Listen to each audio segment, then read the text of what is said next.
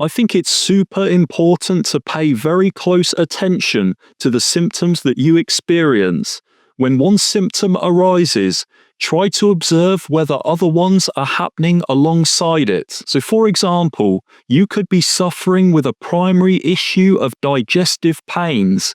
However, when these pains flare up, you might also notice that you start to feel more short of breath, your heart rate increases, the coloration and temperature of your hands and feet changes, your vision becomes blurrier, or your muscles and joints start to feel very stiff. If you notice that all of these symptoms arise at the same time to one another, it's far more likely that there is a neural hub influencing the activity of all of these systems simultaneously, as opposed to the separate systems themselves, all failing individually. When you realize this, you might start to consider that all of the separate diagnoses that you've received over the years might actually be due to the same root cause, and that thought alone can totally change the whole approach to how you pursue recovery. In my case, after extensive neurological testing,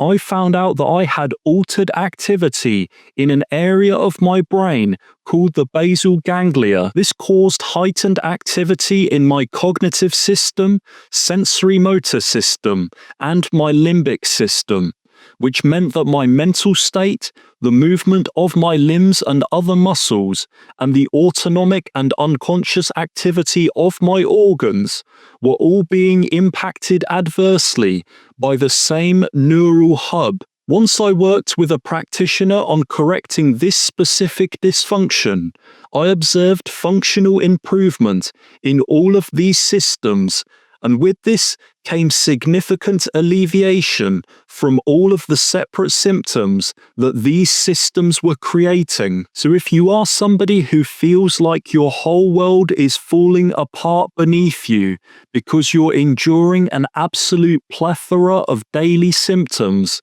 remember that it might only be one thing that is pulling the strings and creating all of these undesirable effects. And it's just a matter of identifying what that one thing is.